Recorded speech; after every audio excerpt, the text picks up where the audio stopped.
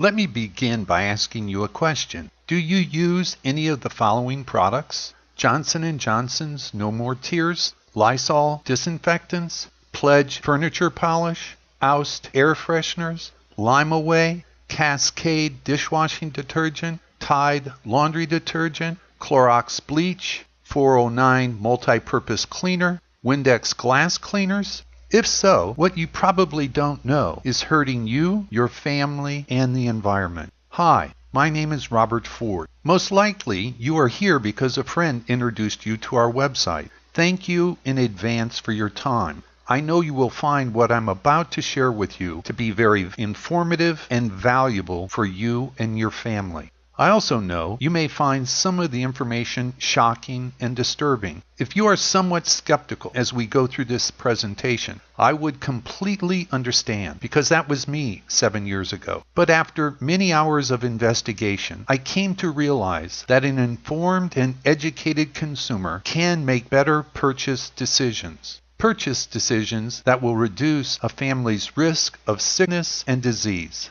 One final note before we begin. If you would like to learn more about the authorities behind this information, you can find that by using the hyperlinks in the Amazon Kindle book, Healthy Families and Healthy Kids by Robert E. Ford. So let's begin. What we are going to discuss today is the Fair Packaging and Labeling Act, how we get sick, cancer rates in America, and how they changed over the last 104 years, the precautionary principle, and finally, how common household products are harming you, your family, and the environment, probably without you even being aware of it. Most Americans believe, just like I once believed, that the products purchased at the grocery or drugstore are regulated by the government, and so they are safe to use. Actually, most of these products are regulated by a law passed almost 50 years ago. This federal law is called the Packaging and Labeling Act of 1966. There is no requirement for products to be safe. There is no requirement for the manufacturer to list every ingredient in a product. There's no FDA authority to recall unsafe products. It simply limits the manufacturer's liability simply by having them place a warning on the product label. So how do we get sick?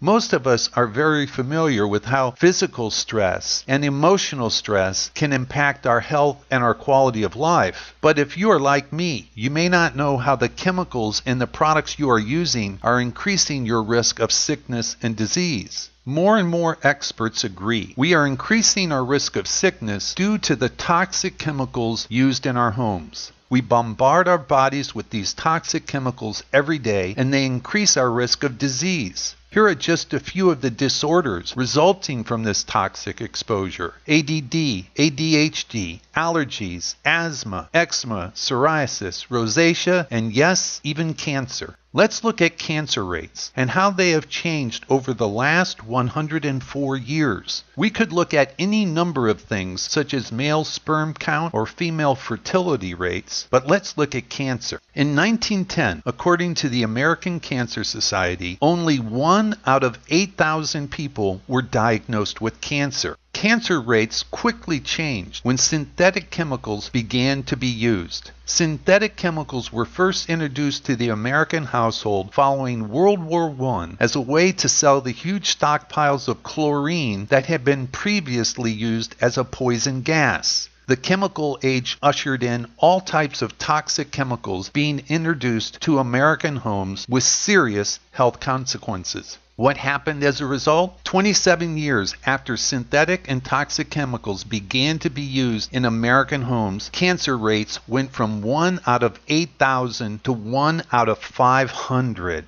And today, the latest report from the Center for Disease Control reports 1 out of 2 Americans will be diagnosed with cancer. They also report it is the exposure to a wide variety of manufactured chemicals used in the home that accounts for at least 2/3, or about 70% of all cases of cancer in the United States. So obviously, we can have an impact on our health and our family's health by making smarter purchase decisions. The U.S. Consumer Product Safety Commission found 150 chemicals that are commonly found in the home that are linked to allergies, birth defects, cancer, and behavioral disorders. The EPA did a 15-year study. They looked at women who worked at home. They found that these women had a 54% higher death rate from cancer compared to women who worked outside of the home. They concluded it was due to this long-term exposure to hazardous chemicals found in ordinary household products.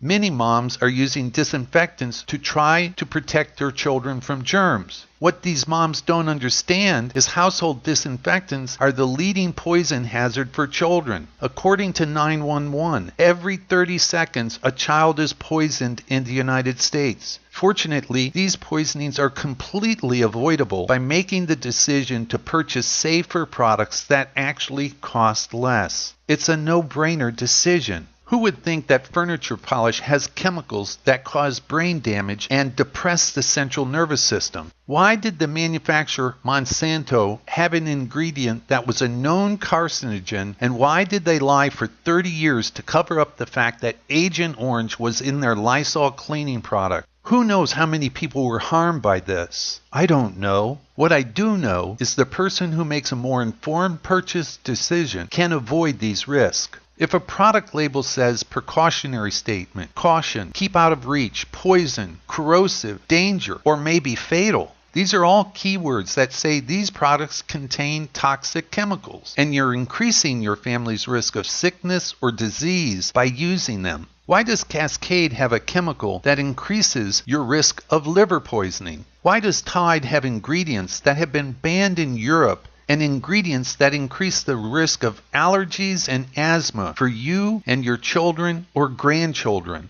409 is the most popular multi-purpose cleaner. Why does it have phenol in it, which has been linked to cancer? Why does Windex have ingredients that increase our risk of reproductive disorders? It makes no sense to me. Does it make any sense to you? When the government did a study on women's cosmetics, they found that all of them contain heavy metals and toxic chemicals. Why would a product that is designed to increase attractiveness also increase your risk of sickness? Why does women's lipstick still have lead in it? Lead has been banned from house paint since the 60s, and yet it's still found in lipstick? This is crazy. Wouldn't you agree? But the product that really angers me the most is Johnson's No More Tears. Why? Well, in Europe, they banned a number of toxic chemicals from being in personal care products almost a decade ago. So Johnson's manufactures No More Tears in Europe without these toxic chemicals. It angers me because No More Tears is the leading best-selling baby shampoo in the United States, and Johnson's uses ingredients that increase the risk of cancer for your children. And most people don't know that the leading cause of death of children, not including accidents, under the age of 14 is cancer.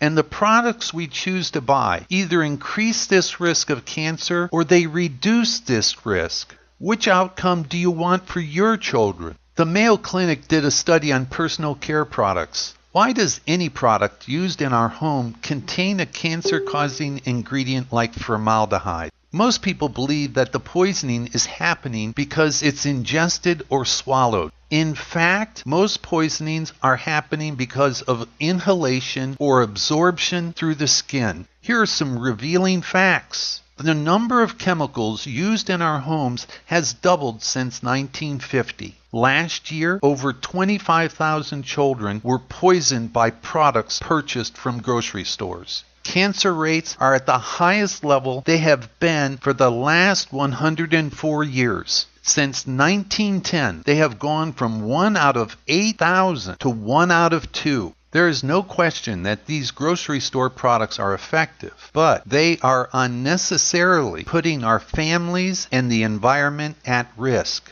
These products also violate the scientific precautionary principle. What is that? That is the simple act of taking preventative measures to reduce and or avoid potential threats to our health and our environment. Now that you know about the dangers of grocery store products, you have a choice. Do you continue to put your family in harm's way, or do you decide to save money and shop for safer, smarter products? The choice is yours. I want to thank you for your time. My wish for you and your family is that you live a life free of sickness and disease, and a life with abundant health and prosperity.